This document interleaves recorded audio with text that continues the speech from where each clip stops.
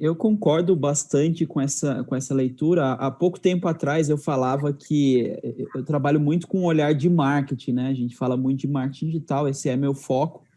E há pouco tempo atrás eu falava que toda empresa deveria ser uma empresa de mídia, né? No sentido em que a gente tinha lá atrás os veículos de mídia produzindo entretenimento, informação, atraindo a atenção das pessoas, e com a internet, todo mundo pode se tornar um canal de mídia, né? Todo mundo pode ser um provedor de conteúdo, um provedor de entretenimento, e é isso que a gente precisa fazer para atrair a atenção das pessoas. E aí eu acho que hoje a gente está indo para esse passo de toda empresa é uma empresa de educação, né? E a educação com esses dois olhares, né? Eu ofereço a educação externa, a educação para o mercado, para que eu consiga capacitar o meu cliente, criar um relacionamento com ele, mas especialmente eu crio esse olhar de educação internamente.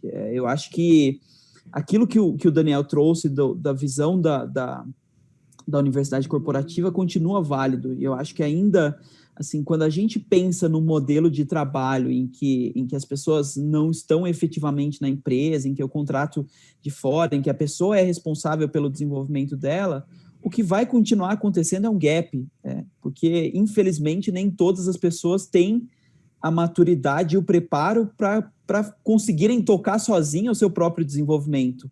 Ou muitas vezes não é nem questão de maturidade, é de acesso, é de condições de vida. A gente já via, por exemplo, a dificuldade que era para o brasileiro cursar o ensino superior. E hoje a gente já fala que nem o ensino superior não é o suficiente mais, a gente precisa de muito, muito mais do que isso para ter um bom profissional. Então, a partir do momento que existe um gap, existe uma diferença ali das competências que a empresa precisa trabalhar e do que ela encontra no mercado, do que ela encontra profissional, ela precisa chamar responsabilidade para ela. Tem empresa que fica reclamando, poxa, eu não acho a pessoa no mercado, ou o mercado está inflacionado, ou o mercado está caro, poxa, eu trabalho no setor de tecnologia, o que a gente mais escuta é isso com o desenvolvedor. O desenvolvedor está caro, o desenvolvedor a gente está perdendo para fora. Cara, é sua responsabilidade também formar essas pessoas se você precisa dessa competência, se você precisa dessa habilidade, desse conhecimento. Então, eu acho que a gente tem ainda uma trajetória aí para as pessoas conseguirem cuidar melhor da própria carreira, conseguirem se especializar e trazer mais conhecimento, e eu encaro como uma parte, a responsabilidade de fazer essa transição hoje, ela está na mão da empresa, que é quem mais precisa disso. Oh, legal. De forma prática, né, a gente colocar o sapato do recursos humanos, como é que vocês acham que essa conversa deveria ser com o CEO, com os investidores, né, com o conselho de administração, essa história de como é que eu vou investir nas pessoas, na formação das pessoas, sem eu ter garantia delas estarem comigo? Como é que vocês veem isso, esse dilema diário, prático, da área de recursos, sustentar ela e ela financeiramente fechar a conta? Pode começar com você, André. Bom, tem aquele diálogo bem batido, bem clichê que a gente usa quando fala do assunto, né? Que é o CEO perguntando, tá, mas e se eu invisto nos funcionários e eles vão embora? E aí o RH respondendo, tá, e se eu não invisto e eles ficam? Então, a gente precisa desse conhecimento, a gente precisa dessas habilidades internas. E eu acho que tem algumas coisas que ajudam a minimizar esse risco. A primeira delas, né, e a gente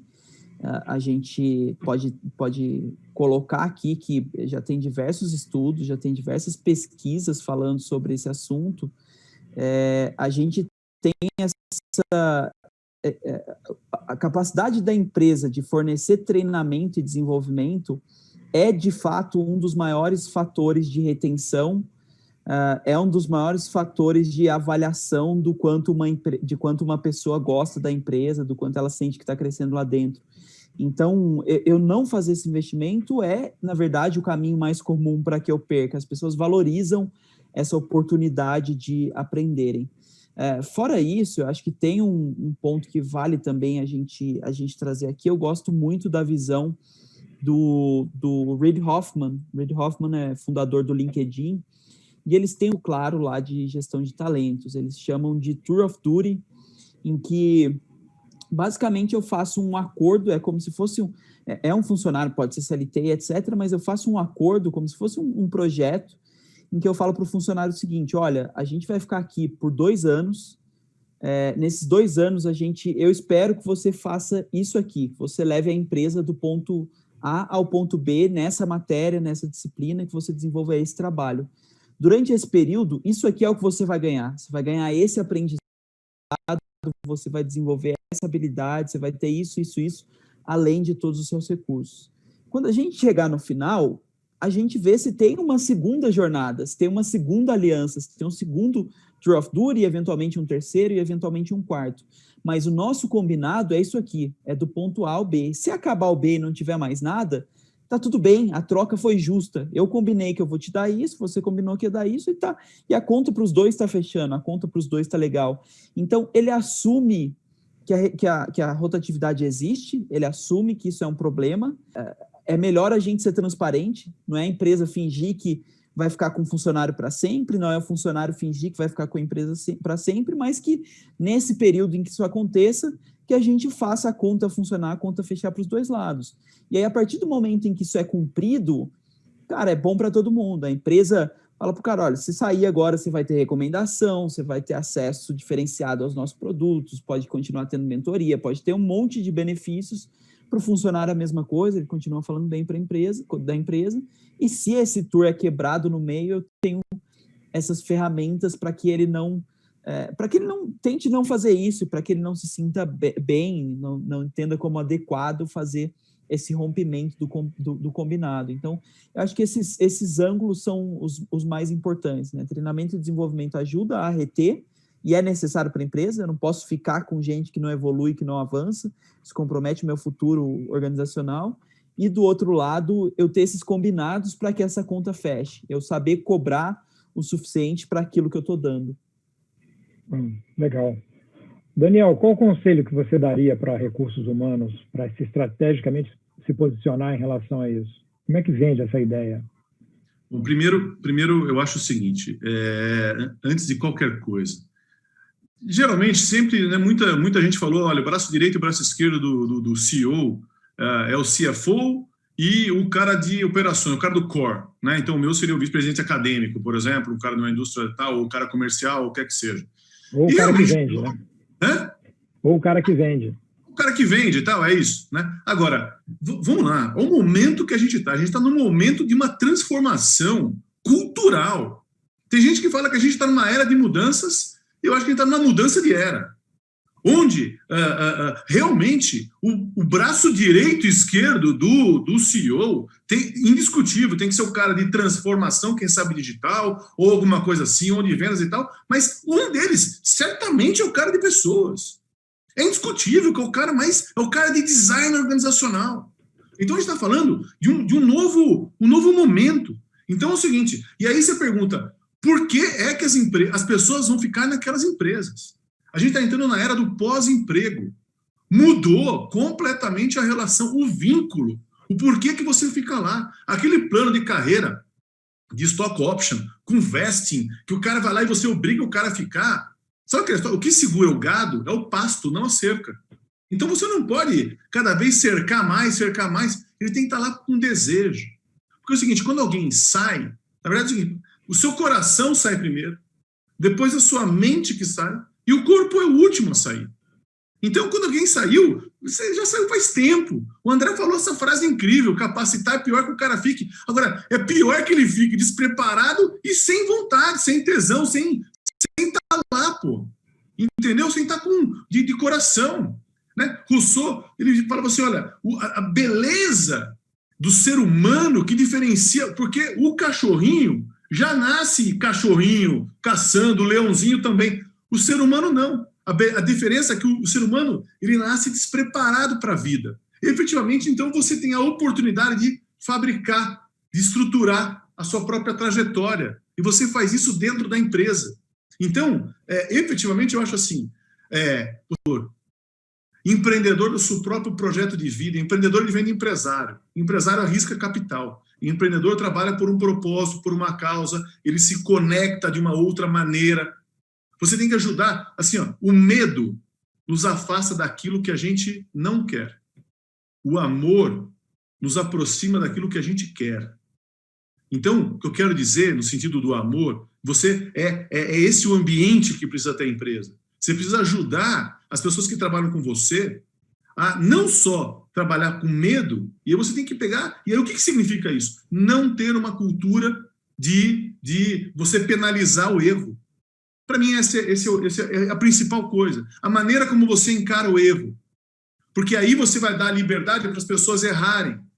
Né? Então, se faz muito tempo que você não erra, cara, você está fazendo nada da sua vida tá xoxa, você profissionalmente está ruim. Sabe aquela pessoa que fala, eu tenho 20 anos de experiência, eu falo, será que é 20 anos de experiência ou 1 de experiência e 19 de repetição?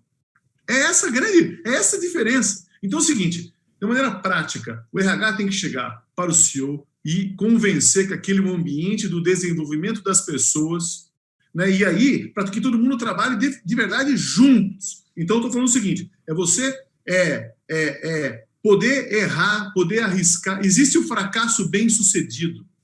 O fracasso bem-sucedido é aquele que você aprendeu com ele. O sucesso nada mais é do que um conjunto de fracassos bem-sucedidos. Tem o fracasso fracassado, você não aprendeu nada, mas o fracasso bem-sucedido, sim, você aprendeu. E aí criar um ambiente efetivo das pessoas trabalharem junto. Né? Muitas vezes as empresas têm um isolamento compartilhado, sabe? É cada um na sua área ali, mas parece que está todo mundo junto. Não. Então, é criar um ambiente verdadeiramente junto, né? Incentivar o erro honesto, não tem nenhum problema, e valorizar aquelas pessoas naquele momento, entendendo que aquele é o lugar onde as pessoas vão crescer, vão se desenvolver. E aí, ninguém sai. O ambiente é maravilhoso, uma coisa indissociável. Você não sabe quando você está trabalhando, quando você está aprendendo. E a vida, a coisa mais valiosa da vida é a sua capacidade de aprender. É ali que você realmente se conecta com você mesmo, tentando fazer alguma coisa diferente para ajudar o mundo. Então, para mim, é isso. E qualquer outra coisa, o medo do cara sair depois e tal, bom, se ele sair, ele vai em ação e vai influenciar e vai ser sempre um bom funcionário sem você ter que pagar o salário dele em outro lugar, entendeu? Então, eu vejo muito mais por esse lado. Assim, e esse é o desafio lindo do RH nesse momento que a gente está. Muito bacana, Daniel. Agora, não é fácil, né? No dia a dia, a gente está falando, nós concordamos que temos um modelo mental que precisa ser trabalhado, né? E a gente está num processo de transformação. E vocês dois são CEOs, né? Nós três somos CEOs de organizações. O Daniel, presidente do conselho, já foi CEO da própria empresa. Vocês conseguem perceber que existe um gap enorme nessas pessoas que vocês estão falando? Vocês conseguem sentir isso no dia a dia?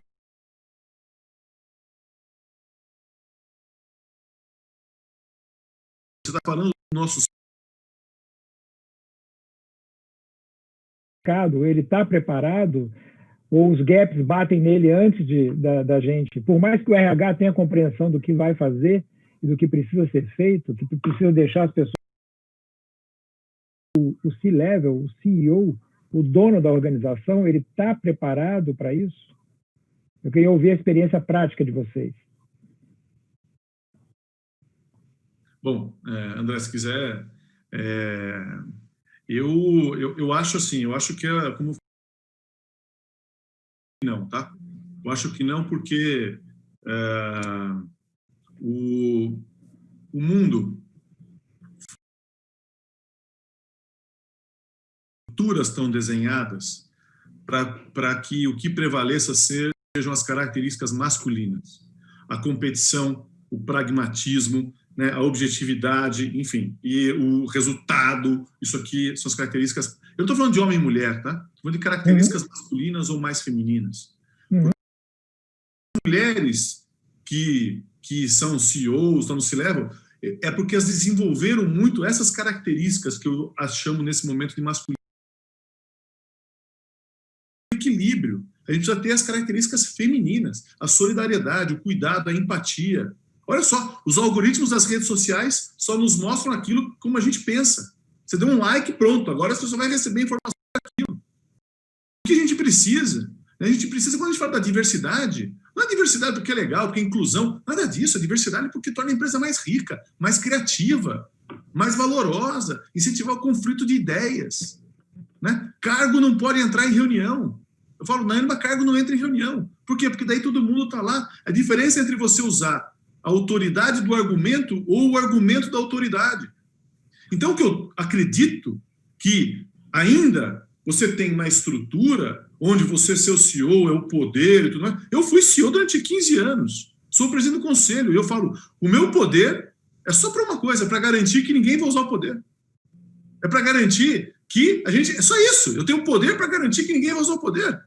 Que a gente tem que ter tem que chegar em consenso. Eu já falei assim, o conflito de ideias. Então, a gente está falando de um mundo que ele foi pautado por essas características masculinas da competitividade e agora a gente está entrando num outro momento da colaboração, da solidariedade, da empatia, do cuidado, enfim, de outros. E aí tem que haver esse equilíbrio.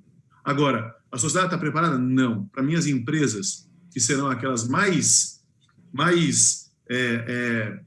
valiosas, mais bem-sucedidas, mais admiradas, enfim, em todos os aspectos, com maiores resultados, são aquelas que conseguirem conciliar essas características masculinas e femininas. Quem sabe até nesse momento, as empresas mais femininas. E eu acho que você consegue, se eu brincar agora e falar, olha, pensa aí, que empresas que você acha que são mais masculinas ou mais femininas? E sem citar nome de nenhuma empresa, mas você percebe. E eu acredito que esta empresa mais feminina, com accountability diferente, e accountability é importante, né? Como é que a gente vai agora valorizar, sendo que a pessoa tem que ter empoderada, confiança, autonomia, e aí o design da accountability, enfim, são aquelas que eu acho que serão as que vão fazer realmente diferença na sociedade. Então, esse é o momento, a gente não está preparado, mas vamos passar por esse amadurecimento enquanto sociedade. Antes de ouvir o André, só comentando aquilo que vocês falaram, né? Tem aqui um comentário que fala, o foco deve ser desenvolver para comprometer. O foco não deve estar no controle, mas sim no desenvolvimento.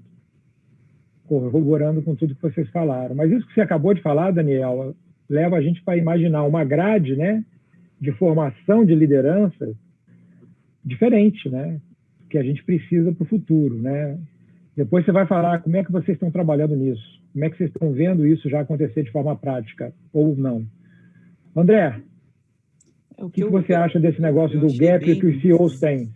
Eu achei bem interessante a fala, e eu tenho um ponto de vista sobre isso que não na falta de conhecimento, não na falta de informação. Eu acho que se você pegar esse aspecto que o Daniel falou, por exemplo, de diversidade, isso é pauta em qualquer organização, isso está sendo discutido, debatido, isso é assunto do momento e as pessoas sabem que tem que fazer. O que eu acho que falta é coragem, né? O que eu acho que falta é realmente colocar esse discurso na prática. Eu acho que, especialmente quando a gente tem um contexto de empresa grande,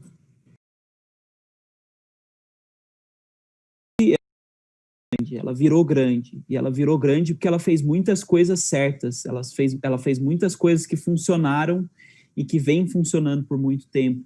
E sempre numa grande é muito delicado o processo de mudança, por quê? Porque a gente tem medo de abrir mão daquilo que a gente acha que vem funcionando, daquilo que já deu certo antes, daquilo que a gente já tem resultado. Você não vai cortar um produto seu que está dando certo, você não vai cortar um time seu que acha que está dando certo. O problema é aquilo que o Daniel colocou, a gente vive uma mudança de era, ou uma era de mudanças, ou como queiram chamar, e o que deu certo antes não necessariamente é o que vai continuar dando certo. Então, o que eu sinto é que existe muita dificuldade nessa transição de modelo.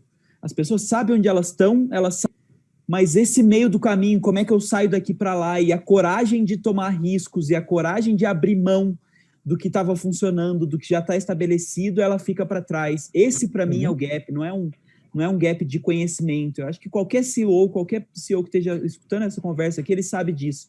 Mas quando ele vai olhar para dentro da empresa dele e ver o que ele faz efetivamente por isso, muito provavelmente ele vai ver, a imensa maioria vai perceber que está atrás, que não está nas práticas mais adequadas, que está devendo, e é aquela coisa que não, a gente está vendo, a gente está olhando, vai fazer, e aí quando a água bate na bunda é que percebe que deveria ter feito isso já antes, né? E eu acho que em vários contextos a gente viu isso, e só vai ficando mais explícito. Você vê agora esse movimento com a pandemia, as empresas que estavam digitalizadas, que já estavam prontas para esse mundo, para esse modelo, elas sofreram muito menos o impacto do que essas outras que sabiam que deveriam estar, que sabiam que deveriam estar trabalhando em transformação digital e não fizeram, não se adequaram, não estavam prontas. Então, eu acho que é isso que a gente tem visto. Eu acho que é um gap muito mais de coragem, de atitude, do que necessariamente de conhecimento, de informação. Vocês dois falaram de que a formação, a preparação, né, abraçar esse mundo de proatividade, de protagonismo, né, de coragem, que você acabou de falar, André. A pergunta que as pessoas podem se fazer elas acham isso interessante e elas querem isso, né? A segunda que vem assim, como é que eu faço? Aí a gente volta para a pergunta tradicional, qual é o curso que eu faço para poder adquirir isso, para poder ter essa capacidade, para poder pensar esse negócio que a gente chama de carreira, que seja uma trajetória ou não, ou sejam pedaços de filme que vão sendo construídos. Como é que as pessoas poderiam fazer? E, especificamente, vocês olharem assim, nós estamos num fórum de recursos humanos. Como é que vocês estão vendo assim, o futuro dessa atividade, dessa profissão? Como é que ele se prepara para isso? Posso começar? Vai lá, André. Eu acho que a gente tem uma situação que eu acho muito complicada, né? Eu vou falar por mim, eu não falo em nome de todas as instituições de ensino, mas se eu pegar do meu estudo de criança, né, o ensino básico, o ensino fundamental, o ensino médio e a faculdade, todas elas seguiram o mesmo padrão em que eu não posso conversar na sala. Se eu conversar, eu estou desrespeitando a autoridade do professor, eu não estou trabalhando isso. Quando eu vou fazer a prova não tem consulta, a prova é o meu conhecimento que eu vou colocar ali. Quando eu coloco o meu conhecimento ali, tem uma resposta certa e tem uma resposta errada, tem um jeito de fazer as coisas. Eu estou num papel em que eu sou passivo, eu tenho que aprender e ouvir um cara que é o grande sabedor que está trazendo isso para mim. Quando eu saio desse sistema e vou para o mercado, é muito natural que as pessoas estejam despreparadas, porque é o extremo oposto, né? A pessoa bem vista e que consegue fazer bem é a que consegue conversar e se relacionar muito bem, mais do que isso, né? Cria conexões verdadeiras, conexões genuínas, desenvolve empatia, entende o outro. Eu não tenho a prova que eu vou fazer sozinho, eu posso consultar qualquer coisa do mundo, eu posso abrir o meu Google, eu posso mandar mensagem para alguém em rede social, posso fazer o que eu quiser, mandar WhatsApp para os meus amigos, isso está às ordens, eu não tenho uma limitação de o que eu posso consultar, eu tenho que aprender a filtrar o que faz sentido, eu tenho que aprender a encontrar a coisa certa dentro disso. Eu não tenho a resposta certa e a resposta errada, eu tenho 1000 possibilidades e que eu tenho que ir explorando, uma coisa vai trazer um resultado, outra coisa vai trazer outra, a gente tem um imenso debate. Então, eu acho que a gente precisa de uma grande revolução de educação, e aí quando você me pergunta qual é o curso, eu não vejo o curso certo, tá? Honestamente, eu fiz o meu curso de administração numa universidade federal, com uma ótima classificação, uma ótima avaliação, e eu acho que ela contribuiu relativamente pouco para o que eu precisava quando eu fui para o mercado, quando eu fui executar. E aí, quando eu falo do papel das empresas de assumirem protagonismo, é também tentar entender os novos modelos, é tentar entender como trabalhar mais a mentoria, como trabalhar mais o feedback. A gente aprende muito com a prática e isso é valioso, e como transformar esse processo de execução na prática em um processo também de aprendizado, de fazer um post-mortem adequado, de olhar para o que está sendo feito, entender se foi efetivo, se não foi, se foi adequado. Então, sair um pouco desse desse caminho mais tradicional. Eu acho que, de novo, voltando na minha fala anterior, os caminhos que a gente já percorreu não necessariamente são os que a gente precisa percorrer. E aí não tem ainda a solução mágica, a resposta pronta, mas eu acho que já tem gente fazendo coisas muito legais de forma diferente. Já tem empresa trabalhando muito mais essa questão do líder que é mais coach, que trabalha mais o feedback, que ele é um instrumento de educação no final das contas. Já tem gente que tem processos de avaliação de par, de conversas, de debates, de discussões. Eu acho que tem muita coisa amadurecendo aí nesse sentido e que eu acho que está muito mais alinhado com o que está vindo aí no mundo. Uhum. Daniel, uma pergunta. O contexto está mostrando para a gente que antes a gente precisava de milhares de professores para poder dar aula presencial para outros milhares de alunos. Hoje a gente está vendo que você consegue dar aula, você consegue o processo de aprendizagem de forma digital, 3 professores para milhares de alunos, né? Então você consegue centralizar uma operação e atingir muitas pessoas, proporcionando aprendizagem. Os skills, as habilidades e competências desse professor que está online se aproximam muito do youtuber, né? Porque ele tem uma parte de entretenimento, de uma aula show, mas o fato é o fenômeno de você atingir milhares de pessoas através de poucas pessoas, ou talvez através de uma pessoa. Você acha que esse fenômeno vai bater nas empresas de alguma forma? Você já tentou pensar isso como um desdobramento do que está acontecendo nas escolas, na pandemia, poder chegar nas organizações, do ponto de vista da comunicação?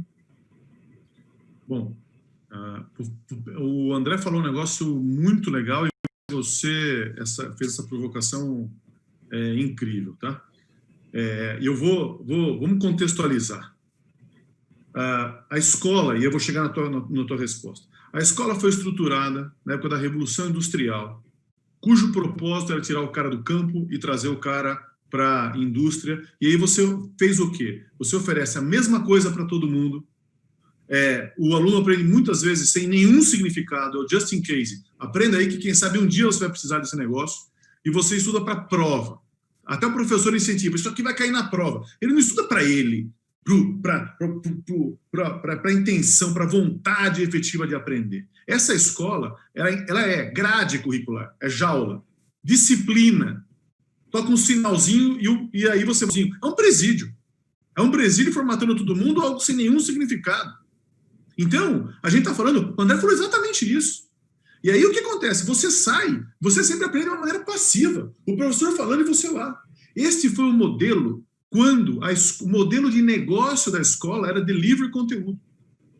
Agora, a escola precisa ser um lugar que vai desenvolver. Você tem que ser personalizado, você vai definir o seu percurso formativo, algo que tenha significado para você. Você vai fazer as provas, os trabalhos, os projetos, aquilo que tenha significado. Você não vai estudar para uma prova, para um outro alguém, para passar de ano, para ter um certificado. Você vai estudar para você, pelo seu desejo, porque aquilo é para você e não para o outro. É o que o André falou. Aí o cara chega na empresa e ele está sempre querendo fazer uma coisa para o outro. E aí, agora vamos lá, para ir para a tua pergunta, Zé Augusto. Todo o conteúdo do mundo de fazer um bolo de chocolate, uma cadeira, um foguete, está de graça e online. Então, toda a informação. Qual que é o papel da escola? Através dos professores, este que faz perguntas, que inspira, que provoca, né? E dos espaços de aprendizagem, é espaço maker, é laboratório, é mão na massa, é você prototipar, você errar, não tem problema. Você vai transformar essa informação em conhecimento. Então, o que a gente está vendo hoje ainda é uma digitalização do antigo e não criar o digital. O professor que fica lá falando, qual que é a diferença desse professor que fala e a televisão que simplesmente transmite, mas é só um canal, só uma via, e o telecurso segundo grau da década de 80? Nenhuma. Você manda o conteúdo, o cara estuda, e por quê? Porque a criação, né, a prototipagem se constrói, a escola se constrói pelo coletivo, né, e sempre a construção coletiva. É o aprendizado, é o mão na massa e aquilo dando significado para você. Então, essa é a grande diferença. Esse formato que a gente está vendo hoje, dos youtubers e tal, também é uma melhor missão de informação, mas não criação de conhecimento. São coisas diferentes. Para criar conhecimento, por isso que a educação tem que ser híbrida. Agora, o que a gente faz que é muito ruim, né? Sabe aquele professor de cursinho que ele faz uma aula e depois ele repete aquela mesma aula, desenhando aquela mesma mitocôndria 14 vezes, que eram os grandes especialistas do cursinho? Cara, por que fazer 14 vezes a repetição? Grava uma vez.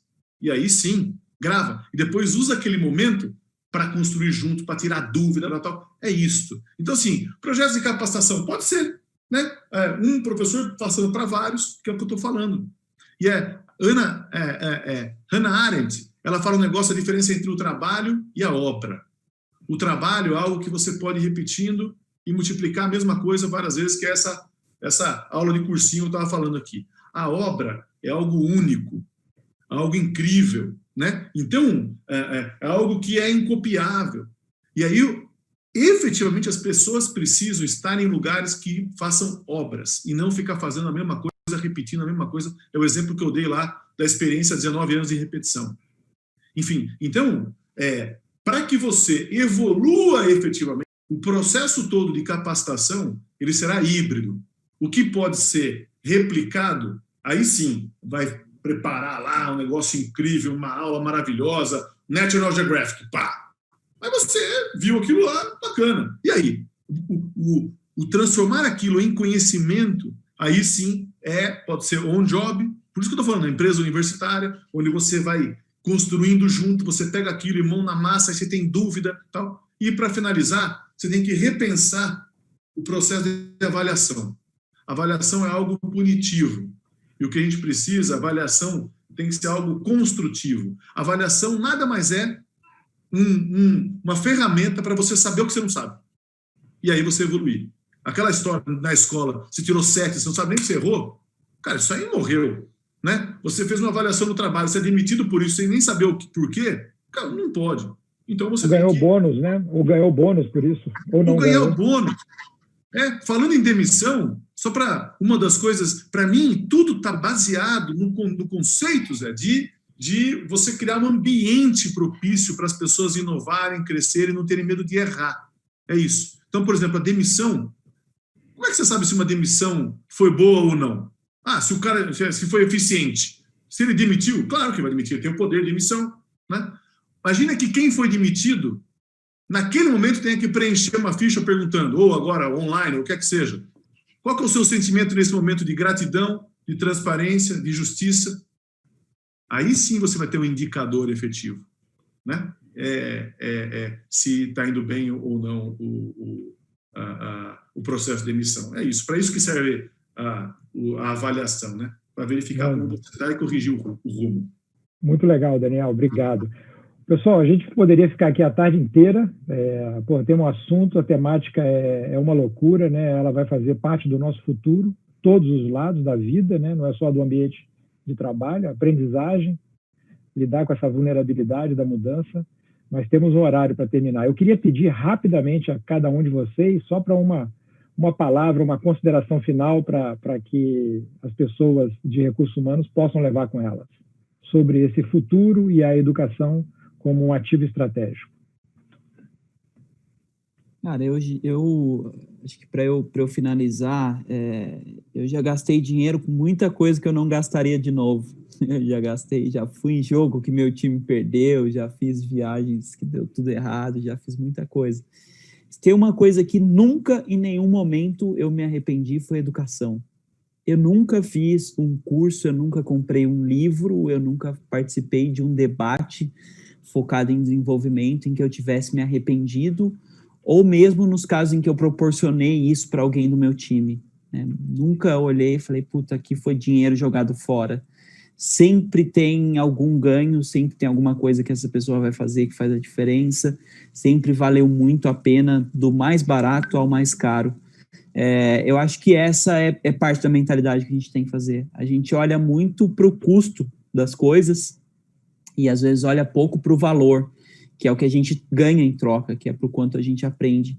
E eu acho que educação a gente tem que olhar muito para o valor, porque ele é imensurável. Assim, é o que faz a diferença. Eu acho que todo mundo ganha as mesmas 24 horas no dia, todo mundo tem as capacidades humanas ali de atingir as coisas diferentes. O que faz a gente fazer mais ou menos é o quanto a gente se desenvolveu, o quanto a gente aprendeu. Então, eu acho que isso vale para si mesmo, eu acho que vale para a gente como profissionais, e isso vale para a gente como organização. Quanto mais a gente investe em ganhar essa musculatura, em desenvolvimento, mais a gente tira esse valor e faz funcionar. Um abraço, foi um prazer fazer esse papo com vocês, adorei. Para quem quiser, produzo bastante conteúdo no meu Instagram, no meu LinkedIn, André GC Siqueira, é só acompanhar lá, vai ser um prazer receber vocês. Obrigado, Boa André. tarde. Daniel. Bom, eu já falei aqui, realmente eu acho que para um país, educação não pode ser prioridade, tem que ser premissa, né? Então, a gente tem que entender efetivamente a educação como premissa. E para mim, a empresa, essa pandemia, acho que muita gente mudou, né? E falou assim, sabe aquela história, se eu ganhar muito dinheiro, eu vou me aposentar e ficar sem fazer nada e tal. E a gente percebeu que, na verdade, o ser humano precisa ser útil, ele precisa fazer diferença, ele precisa entender o que ele faz. E para mim, a vida, né? Santo Agostinho dizia, como repetindo aqui um pouco, mas a beleza do ser humano é que ele não nasce pronto. Eu posso complementar, ele também não morre pronto. Então, para mim, o nosso trabalho, nosso ofício, e também dizia, né, você quer ser feliz por alguns segundos, né, veja um filme, algumas horas, durma, alguns dias viaje, quer ser feliz para a vida inteira? Ame o seu ofício, ame o que você faz. Eu acho que é esse momento que a gente está no momento de despertar, né? Então, efetivamente, assim, momento da vontade de dar um cavalo de pau, dar um golpe de Estado, sabe, assim, a coragem, como o André falou. E realmente eu acredito que esse é o papel do RH, de uma maneira muito genuína, ajudar as pessoas a fazer com que o trabalho seja um lugar de crescimento, de desenvolvimento, né?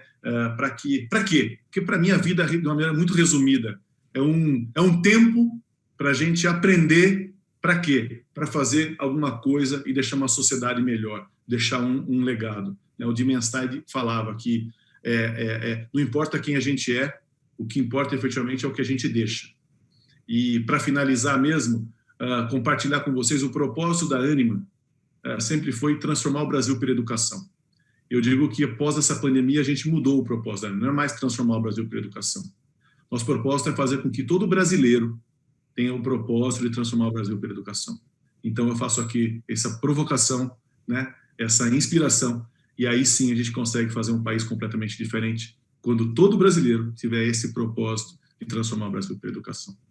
Obrigado de coração pelo convite, obrigado André, obrigado Zé, foi um prazer. Daniel, André, obrigado, uma boa tarde para todos e muito obrigado pelo tempo de vocês. Boa tarde a todos e aproveitem um Conar Digital.